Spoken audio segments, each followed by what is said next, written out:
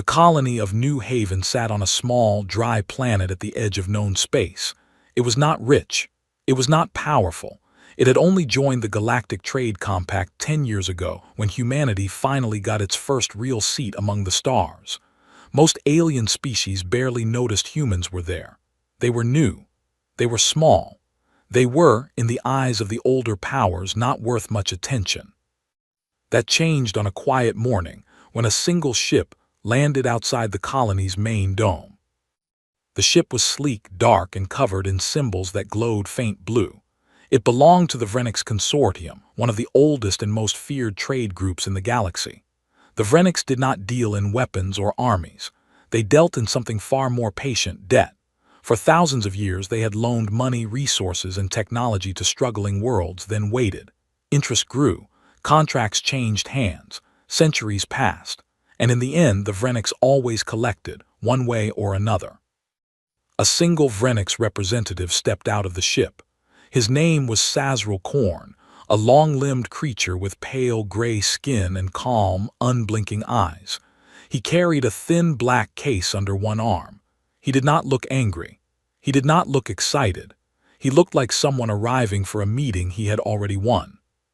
He was greeted by the colony's governor, a tired woman named Elena Voss, and a small group of officials. They had been told only that a Vrenix ship was coming to discuss an old financial matter. None of them expected what came next.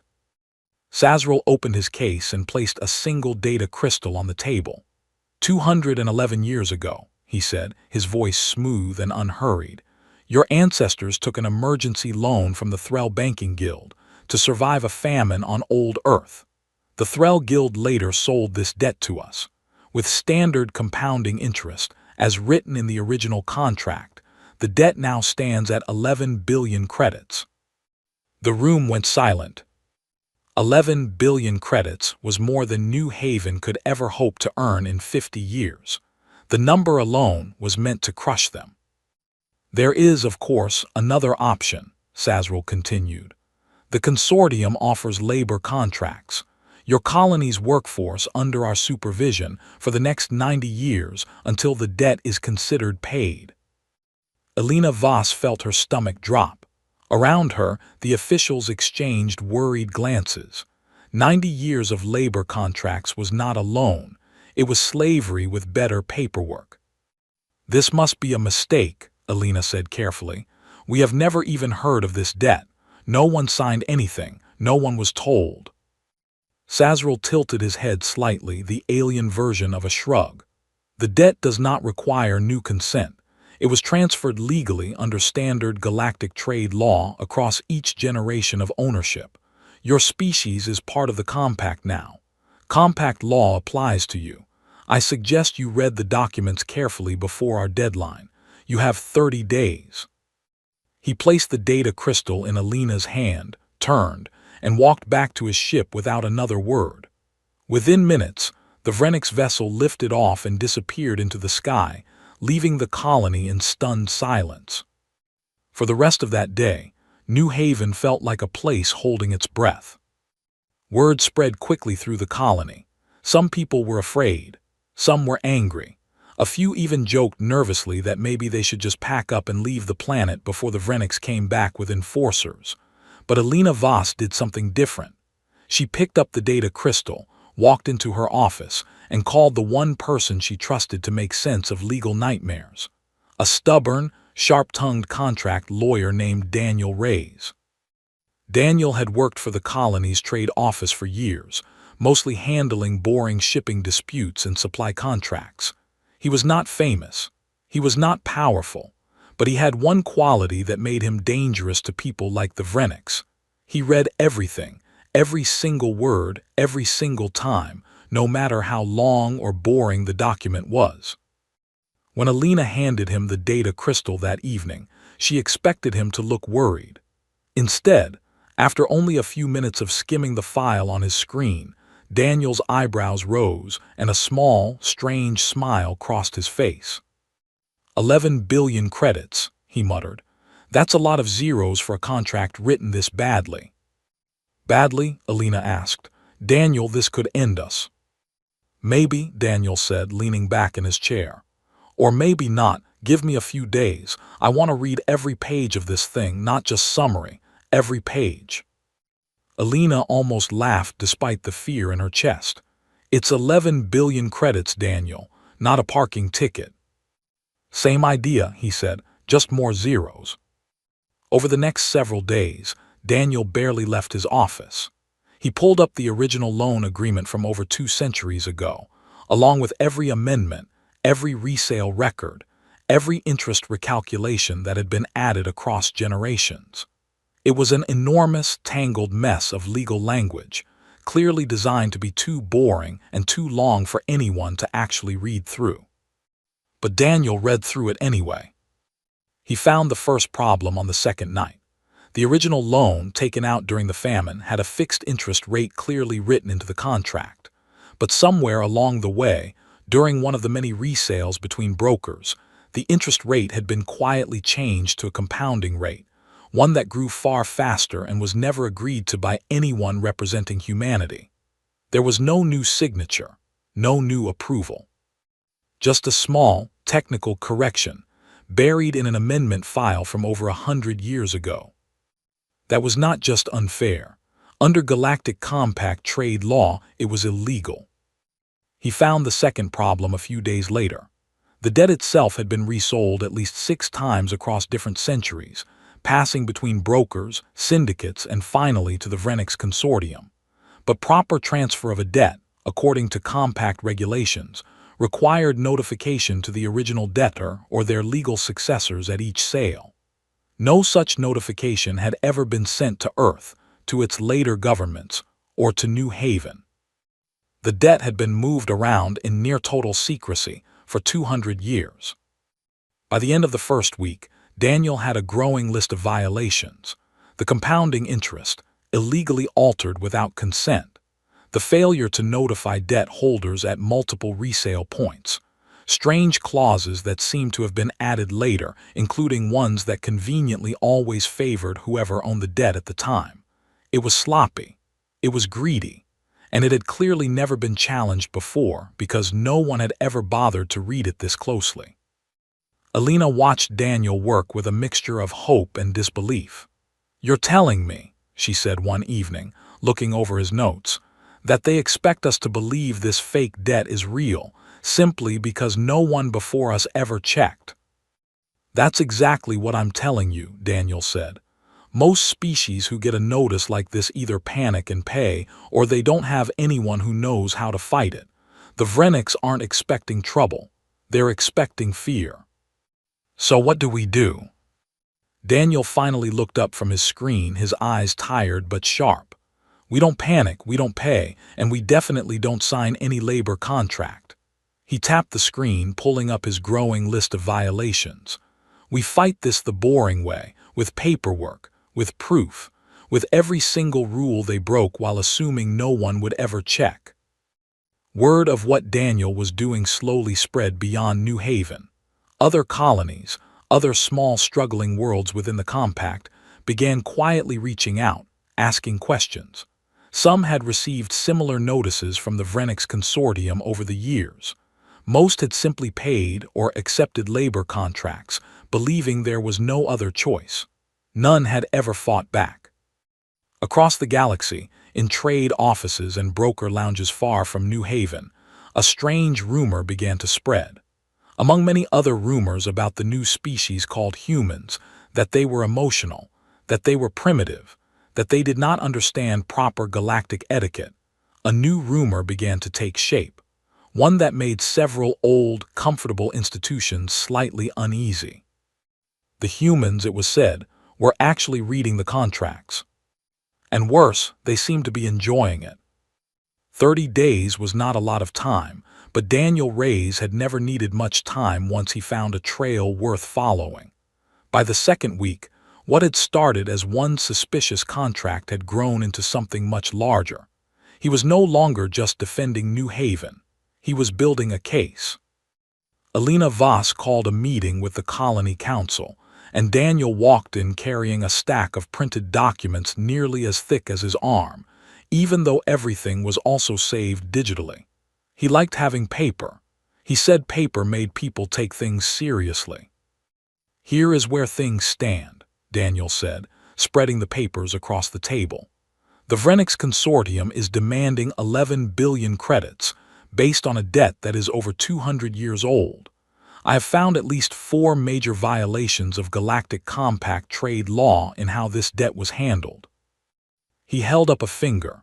First, the interest rate was illegally changed from fixed to compounding, without consent from any human authority at some point during the second resale, about 140 years ago. He held up a second finger. Second, debt transfer notifications were never sent to Earth or any successor government, despite this being required at every single resale under compact law. A third finger. Third, several clauses appear to have been added after the original signing date, including one that conveniently allows the debt holder to demand labor contracts instead of payment. That clause does not exist in the original loan. It was added later, without new consent. A fourth finger. And fourth, under compact regulation, a debt this old, mishandled this badly, may qualify for a full legal review, not just from us, but from any other species the Vrenix Consortium has done business with. The room was quiet for a moment. Then one of the council members, an older man named Whitfield, frowned. "Even if all of this is true, Daniel, who exactly judges this? The Vrenix have been part of the compact court system for centuries. They probably know every judge." "Maybe," Daniel said.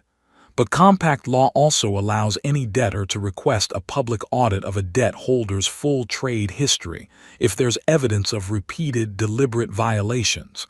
Not just our case, their whole ledger." Alina raised an eyebrow. "You want to open every deal the Vrenix have ever made?" "I want to open every deal they didn't want opened," Daniel said.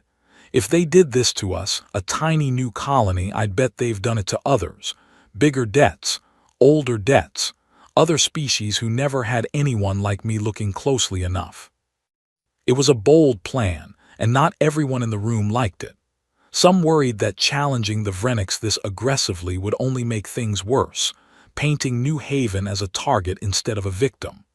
Better, they argued, to quietly negotiate, perhaps reduce the debt, and move on without drawing too much attention. But Alina, after a long moment, shook her head. "No, we've spent 10 years in this compact being told to stay quiet, stay polite, and not cause trouble because we're new. Maybe that's exactly why nobody has ever challenged the Vrenix properly, because everyone's too scared or too polite." She looked at Daniel. "Do it. File for the audit." The request went out through official compact channels, attached to New Haven's growing case file. To most of the galaxy, watching from a distance, it looked like a hopeless, almost laughable move. A tiny, newly admitted species, daring to request a full historical audit of one of the most powerful trade syndicates in the galaxy. But the request was legal, and under compact law it could not simply be ignored. News of the audit request reached the Vrenix Consortium within hours.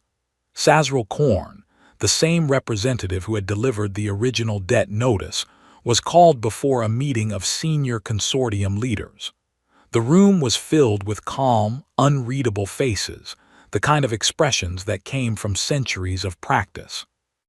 "They want a full audit," one of the senior leaders said, his voice flat, "over a single colony debt." "It is unusual," Sazril admitted. "Most debtor species accept the terms without legal challenge." "And this human lawyer, this Daniel Reyes, he found actual violations." Sazril hesitated. "Several, it seems. Genuine clerical inconsistencies dating back generations. Nothing that should matter. Such things exist in countless old debts across the galaxy." The senior leader's eyes narrowed slightly. "Then make sure it doesn't matter. Offer the humans a reduced settlement. Quietly. Make this disappear before the audit request is formally approved." It seemed at first like a reasonable plan. A few days later, a new message arrived for Alina Voss, this time not from Sazril directly, but from a consortium representative offering a generous one-time reduction of the debt, down to a mere 2 billion credits, in exchange for New Haven immediately withdrawing its audit request and agreeing to keep the entire matter private. Daniel read the offer twice, then laughed out loud in his office, startling the assistant nearby. "They're offering us a discount," he said, shaking his head, "to make us stop looking." He turned to Alina, who had come to see the new message herself. "That's not a peace offer, Alina. That's a panic response." "Should we take it?" Alina asked. 2 billion is still impossible for us to pay, but it's better than 11. "No," Daniel said firmly. "If they're willing to drop a debt from 11 billion to 2 billion just to make us go away quietly, that tells us everything we need to know. They know the original number was never real to begin with. They're not trying to be fair. They're trying to make the evidence disappear before anyone official takes a real look at it." Alina studied him for a long moment. "You're sure about this? If we say no and the audit doesn't go our way, this could destroy us." Daniel met her eyes. "If we say yes, we're agreeing the original debt was real when we already know it wasn't. We'd be paying for their mistake, just at a smaller price. I'd rather stand on the truth and lose than win by pretending a lie is fine." The official response sent back to the Vrenix Consortium was simple and short. New Haven respectfully declines the settlement offer and formally requests that the audit proceed as filed under compact law. It did not take long for word of the rejected offer to spread. Other small colonies and minor species within the compact, many of whom had quietly carried their own old debts for generations without ever questioning them, began watching New Haven's case with growing interest. A few cautiously reached out to Daniel's office, sharing copies of their own ancient loan agreements, asking if he would take a look. He did. Late at night, after working on New Haven's case, Daniel began reading through other species' contracts too, comparing patterns, comparing clauses, comparing convenient little changes that always seemed to favor the same handful of old, powerful trade syndicates. The patterns were strikingly familiar. Word of this slowly reached beyond the trade circles and into general compact gossip. Among many casual observations about the new human species, that they argued too much in meetings, asked too many questions, and seemed strangely obsessed with reading fine print that everyone else simply signed. A new, more uncomfortable observation started circulating. It seemed humans did not just refuse to be cheated quietly. They were starting to notice everyone else who had been cheated too. And for an institution built on centuries of contracts no one ever bothered to question, that was a very dangerous thing to have noticed. The audit request was approved 3 weeks later, not because the Vrenix Consortium wanted it, but because too many eyes were now watching. Once word spread that several other species had quietly shared their own old contracts with Daniel Reyes, the Compact's Central Trade Authority could no longer pretend this was a small, local matter between one colony and one syndicate. It had become something bigger, and bigger things were harder to bury quietly. The audit itself was massive. Compact law allowed a full historical review of a trade organization's records when there was credible evidence of repeated, deliberate violations. The Vrenix Consortium's records stretched back thousands of years, across thousands of worlds, written in dozens of different administrative systems, many of them outdated, some of them deliberately confusing. Most species would have found the task impossible. Daniel did not. He built a team. It started small: 2 junior trade officials from New Haven, a retired accountant who had once worked auditing supply contracts, and an enthusiastic young woman named Priya Anand, who had an unusual gift for spotting patterns in messy data. Soon, representatives from other species who had reached out earlier joined as well, bringing their own contracts, their own complaints, their own quiet suspicions that had never been properly investigated. There was Tor's cow, a thin, careful being from a species called the Drelv, whose homeworld had carried a Vrenix debt for over 400 years.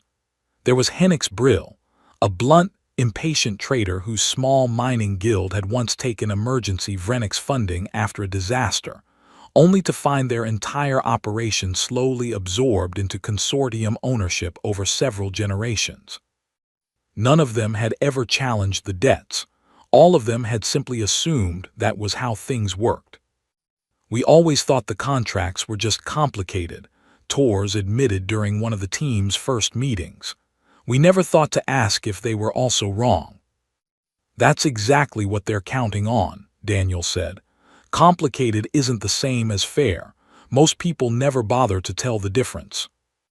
The team worked for weeks, sorting through old records, cross-referencing interest rates, resale dates, and amendment histories.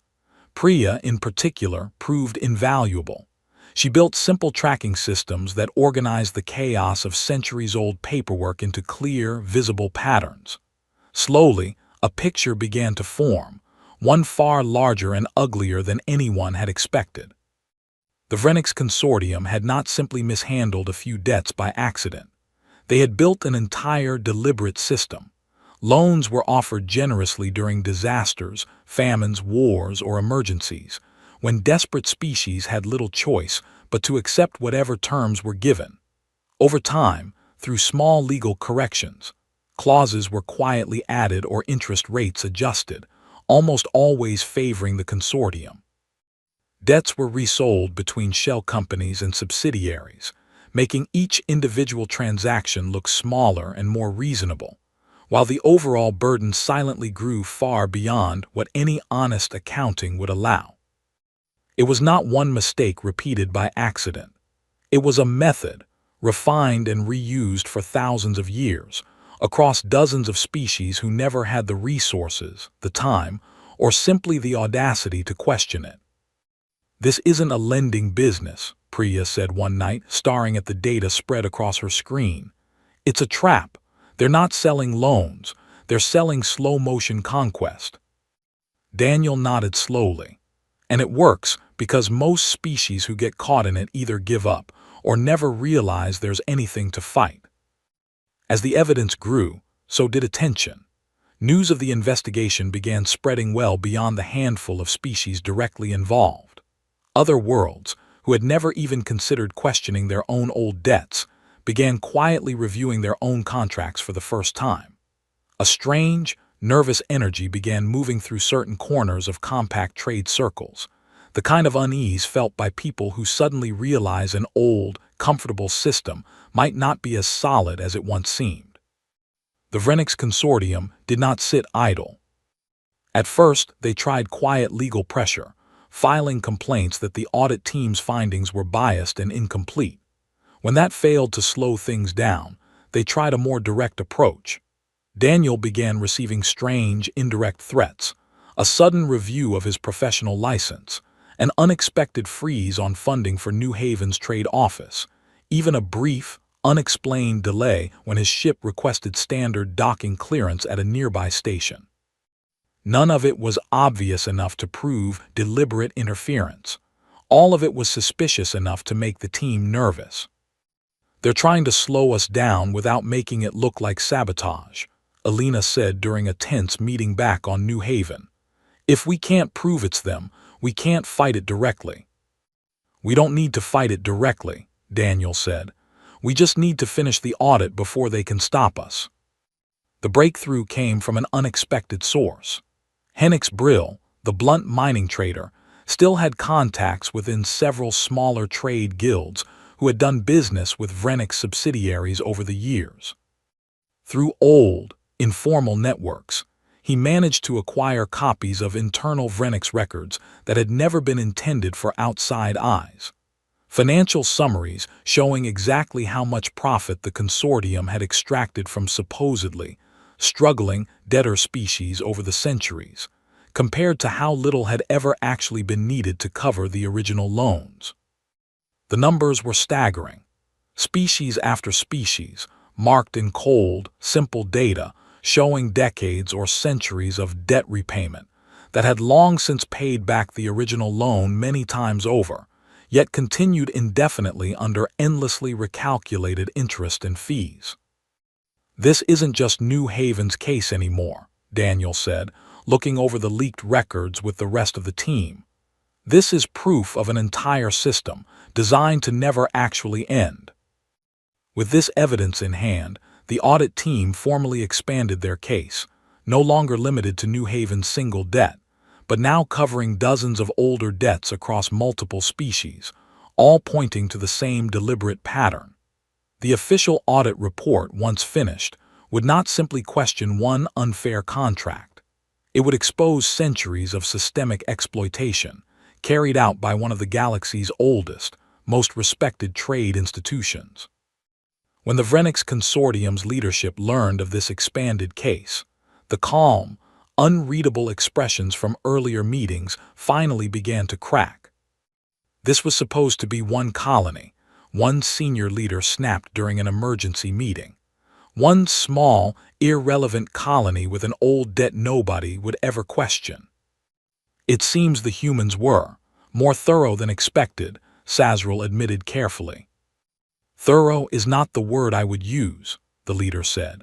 "They have turned a routine collection notice into a galaxy-wide investigation. Other syndicates are already distancing themselves from us, afraid their own old contracts might be looked at next." It was true. Word of the leaked records and the expanding audit had begun rippling through other trade organizations as well, many of whom had their own old, questionable debts buried somewhere in centuries of paperwork. Rather than risk being associated with the Vrenix Consortium's growing scandal, several smaller syndicates quietly began offering early debt forgiveness or renegotiated terms to their own debtor species, hopping to avoid similar scrutiny before it ever reached their doorstep. For the first time in longer than anyone could remember, old, settled systems of quiet, permanent debt were being questioned across multiple worlds at once. Back on New Haven, Daniel finally allowed himself a small, tired smile as he reviewed the final draft of the audit report, ready to be formally submitted to the Compact's Central Trade Authority. It was thick, detailed, and utterly damning, filled with citations, leaked records, and centuries of carefully documented exploitation. "This is it," he told Elena, sliding the final copy across the table. "Once this goes to formal review, there's no quiet settlement left for them to offer. This goes to a full tribunal." Elena looked over the report's final page, where a long list of affected species and debts stretched far beyond New Haven's original case. "You realize what you've actually built here, don't you? This isn't just defending us anymore." "No," Daniel admitted, "it's not." Far beyond New Haven, in quiet conversations across trade stations and compact lounges, the same nervous rumor continued to grow, no longer dismissed as an exaggeration. The humans, it was said, had not simply challenged one unfair debt. They had pulled a single loose thread, and in doing so had begun unraveling a system many species had quietly suffered under for generations, without ever daring to ask if it could be challenged at all. And now, for the first time, an old, untouchable power was about to stand trial. The Galactic Trade Tribunal had not heard a case this large in over 600 years. It normally handled small, quiet disputes between trade partners, the kind of cases that ended in private settlements long before any public hearing was needed. A case involving one of the galaxy's oldest trade syndicates, multiple species, and centuries of documented financial exploitation was something else entirely. The hearing was held on Calder Station, a massive, neutral trade hub built specifically for compact legal matters. Thousands of representatives from member species filled the observation halls, while millions more watched remotely from their home worlds. For many species, it was the first time a small, newly admitted species like humanity had ever stood at the center of galactic attention. Daniel Reyes did not look like the kind of person who belonged in front of such a crowd. He wore a plain dark suit, slightly wrinkled from the long shuttle ride to the station. He carried no impressive technology, no dramatic presentation tools, just a simple data tablet filled with carefully organized documents. Beside him sat Elena Voss, representing New Haven, along with Tors Cal, Henix Brill, and several other representatives from the species who had joined the case. Across the chamber sat the Vrenix Consortium's legal team, a group of polished, confident representatives, led by a senior Vrenix lawyer named Threlsa Van, who had successfully defended the consortium's interests in compact courts for over 200 years. She had never lost a major case. The tribunal judge, an old, neutral being from a species known for strict impartiality, called the hearing to order. Threlsa Van spoke first, her voice smooth and practiced. "This case," she said, addressing the chamber, "is an unfortunate misunderstanding, blown wildly out of proportion. The Vrenix Consortium has operated within compact trade law for thousands of years, providing essential financial support to struggling species during their times of greatest need. What is being presented here as exploitation is simply standard trade practice, perhaps misunderstood by a newer member species unfamiliar with how such agreements function." She gestured toward Daniel without looking directly at him. The human representative, however thorough his research, is not a trained compact legal official. His conclusions, however passionately argued, do not reflect proper understanding of centuries of established trade precedent. It was a strong opening, delivered with the calm confidence of someone who expected to win easily. When it was Daniel's turn to speak, he did not raise his voice. He did not try to match Threlsa's polished delivery. He simply stood, activated the display behind him, and began walking the tribunal through the evidence, one document at a time. "This is the original loan agreement," he said, showing the first document, "taken out by Earth's government over 200 years ago during a famine. The interest rate as written and signed was fixed at 4% annually." He swiped to the next document. "This is the amendment added 140 years later during the debt's third resale, quietly changing that rate to a compounding 11%, without any new signature, approval, or notification to the debtor." He continued methodically, showing each violation exactly as he had explained to New Haven's council months earlier, but now backed by the full weight of the expanded audit. He showed the missing transfer notifications. He showed the suspicious, conveniently timed clause additions. He showed the leaked internal Vrenix records, comparing total extracted profit against original loan amounts across dozens of debtor species. Threlsa Van objected repeatedly, questioning the authenticity of the leaked records, arguing that isolated clerical errors did not prove a deliberate pattern. But each time, Daniel calmly produced another example, another species, another nearly identical pattern repeated across centuries and across multiple, supposedly unrelated debts. "One mistake," Daniel said evenly, "might be human error even from a syndicate this experienced. 6 mistakes, all benefiting the same party, repeated across dozens of unrelated debts spanning thousands of years. That is not error, that is a method." The chamber grew quiet. Even some of the observing species who had arrived skeptical of New Haven's case began shifting uncomfortably in their seats as the pattern became impossible to dismiss. Then Priya Anand presented her data models, showing visually how Vrenix-issued debts almost universally followed the same life cycle. Generous initial terms during a crisis, followed by slow, almost invisible increases in obligation, carefully timed resales that reset scrutiny, and finally, permanent, self-sustaining debt that could never actually be paid off under the recalculated terms. "This is not unique to New Haven," Priya said. "We found this same structure in the Drelv homeworld's 400-year debt, in Henix Brill's mining guild, and in at least 9 other cases we have documented in full, with dozens more still under review." Torskal then spoke, his voice quiet but firm, describing how his people had simply assumed for 4 centuries that their permanent debt to the Vrenix was just how the galaxy worked. "We never questioned it," he said, "because no one ever told us we could. It took a newer species, one without our same history of quiet acceptance, to finally ask the obvious question: why does this debt never end?" The tribunal judge listened to hours of testimony and evidence over several days. Threlsa Van fought hard, attempting to discredit individual pieces of evidence, questioning witnesses, and reminding the tribunal repeatedly of the Vrenix Consortium's long, respected history within the compact. But the sheer volume and consistency of the evidence made her position increasingly difficult to defend. The turning point came when Daniel introduced one final piece of evidence: internal Vrenix communications, included within the same leaked records Henix Brill had acquired, showing senior consortium officials explicitly discussing how to structure future loans to maximize long-term extraction potential from newly vulnerable species, including direct references to humanity's recent admission into the compact. The chamber erupted into murmurs.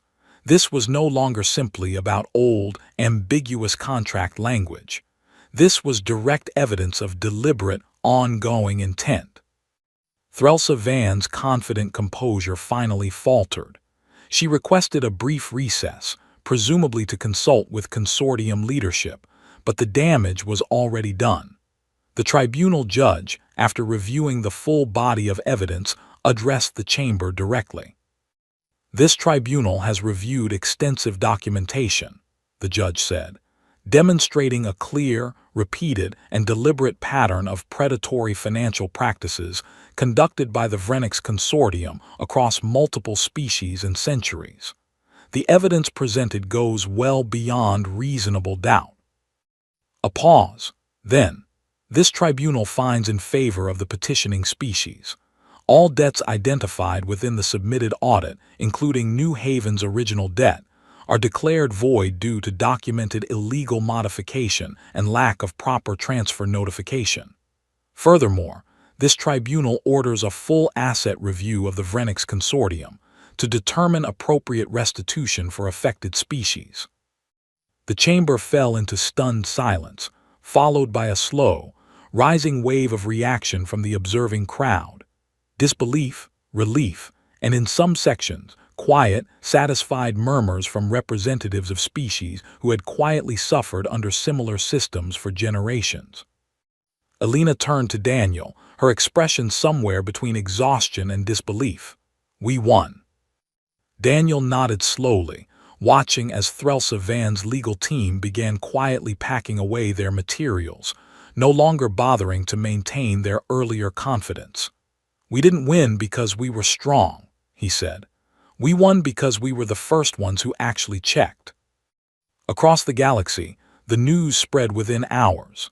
An ancient, respected trade syndicate, untouched and unquestioned for thousands of years, had just been publicly dismantled in open tribunal, not through war, not through political pressure, but through patient, careful documentation, led by a species most of the galaxy had barely noticed until now. For the first time, many species began looking at their own old, settled debts with new, uncertain eyes.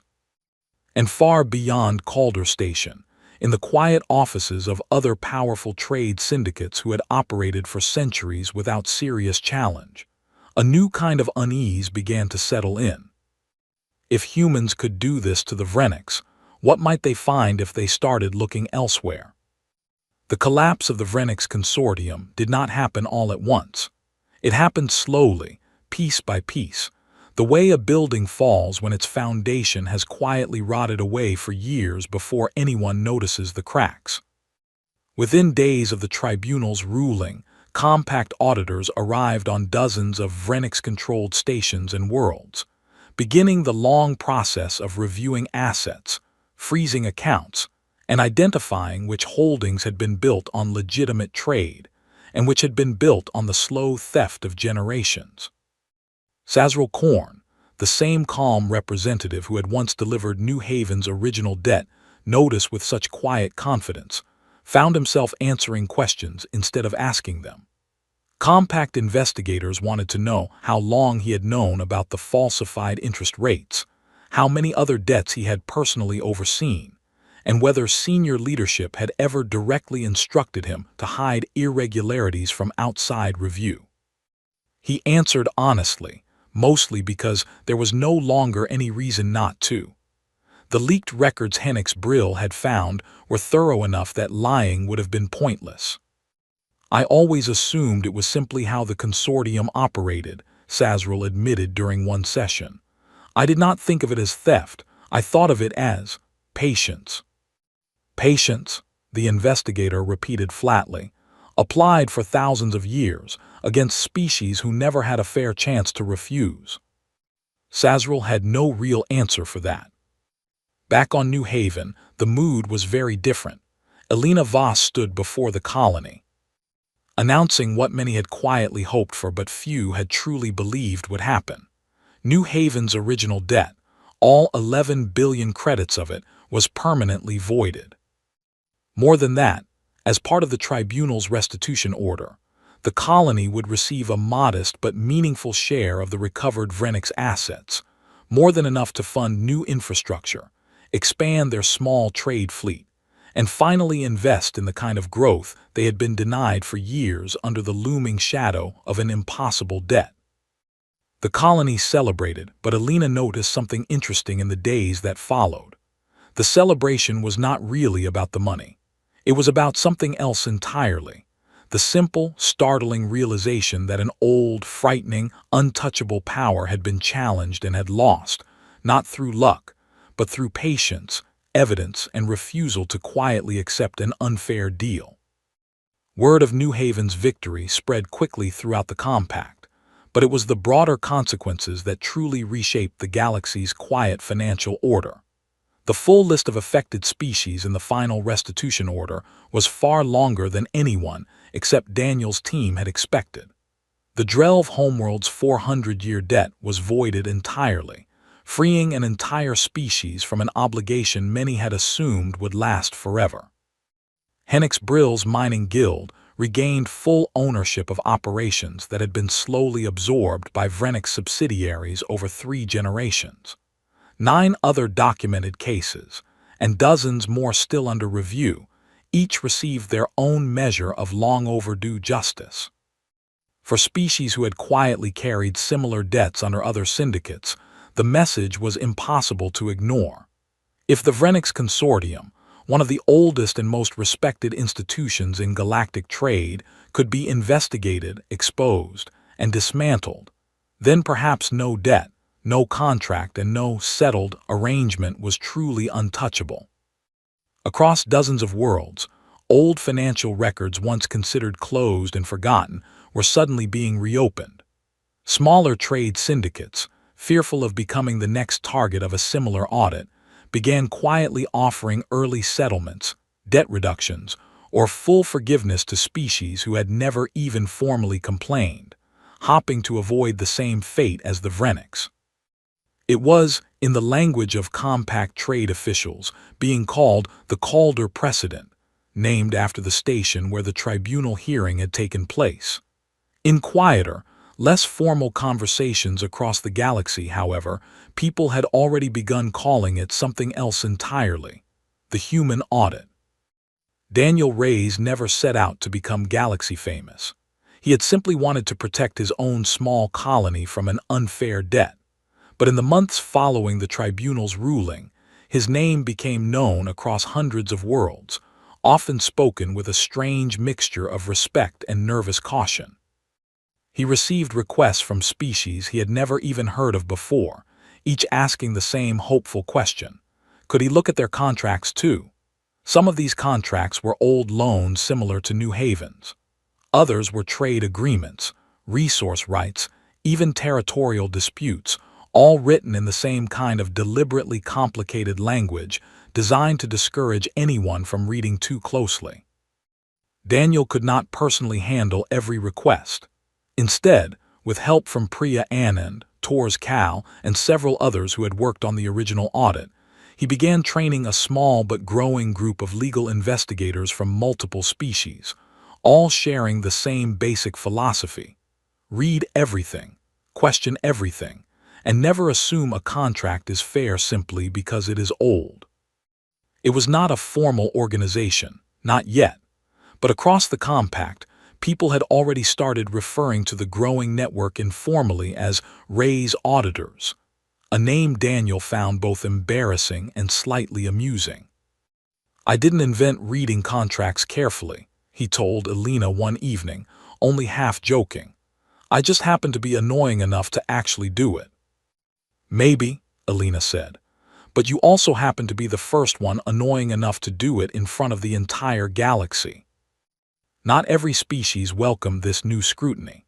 Several older, more established trade powers grumbled privately about the disruption these new audits were causing to centuries of comfortable business arrangements. Some accused humanity of recklessly destabilizing trusted institutions simply for being unfamiliar with proper galactic tradition. A few attempted to quietly pressure the Compact's Central Trade Authority into limiting future audit requests, hoping to prevent similar investigations from threatening their own old, questionable contracts. But it was already too late for that kind of quiet pushback. Too many species had seen what was possible. Too many old debts had already been reopened. The idea, once planted, could not simply be removed again. Months after the tribunal's ruling, a strange thing happened during a routine Compact trade summit, the kind of event humanity's representatives usually attended quietly, mostly listening rather than speaking. This time, several other species delegates specifically sought out the human representatives, not out of curiosity about humanity's military strength or technological progress, but to ask quiet, careful questions about something else entirely. How exactly had a relatively young, technologically unremarkable species managed to do what dozens of older, more established species had never even attempted? "You did not have larger fleets," one delegate observed thoughtfully. "You did not have superior technology. You simply read more carefully than anyone else. And we were willing to question things everyone else assumed were settled," Elena added. The delegate considered this for a long moment. "That is a strange kind of strength," they said finally, "but perhaps a dangerous one for those who relied on no one ever questioning them." It was an observation that, in different forms, began echoing throughout galactic society. Humanity had not announced its arrival among the stars through conquest or impressive displays of force. They had announced it through stubborn, patient persistence, an unwillingness to simply accept unfair treatment, and a strange, almost obsessive cultural tendency to actually read the fine print everyone else had learned to ignore. For many older species, this realization brought a quiet, uncomfortable kind of fear, not the dramatic fear of armies or weapons, but something more unsettling: the fear of being properly examined, fairly questioned, and finally held accountable for arrangements built generations ago on the comfortable assumption that no one would ever look closely enough to notice. Back on New Haven, life slowly returned to a calmer rhythm. The colony grew. New buildings rose where once there had only been worry about an impossible debt. Daniel continued his work, now busier than ever but no longer alone in it. Elena continued leading her colony, occasionally fielding requests from other governments hopping to learn from New Haven's example. One evening, sitting together on the colony's main observation deck, watching the stars slowly emerge across the darkening sky, Elena turned to Daniel with a small, tired smile. "Do you ever think about what would have happened," she asked, "if you hadn't actually read through all those old documents, if you just told me it was hopeless?" Daniel considered the question for a moment. "Honestly, I think we probably would have ended up exactly like every other species who came before us, quietly paying a debt that was never really fair, simply because no one ever told us we were allowed to ask if it was. And instead..." Daniel looked out at the stars, where, somewhere among countless distant worlds, the slow, careful work of re-examining old, unquestioned arrangements was only just beginning. "Instead," he said, "we asked, and it turns out a lot of people had been waiting a very long time for someone to finally ask." Far beyond New Haven, across a galaxy slowly adjusting to this new, uncomfortable kind of scrutiny. A simple, quiet truth had settled into the minds of countless species, old and new alike. Humanity, this small, young species that had arrived among the stars with no great fleets or ancient power, had taught the galaxy an unexpected lesson. Not every threat came wrapped in weapons or armies. Sometimes, the most dangerous thing in the room was simply someone patient enough to read every word, and stubborn enough to refuse an unfair deal, no matter how old, how powerful, or how untouchable it had always seemed. And across 1,000 worlds, in quiet trade offices and old, comfortable institutions built on debts no one had ever dared question, a new kind of unease continued to spread. The humans were still reading.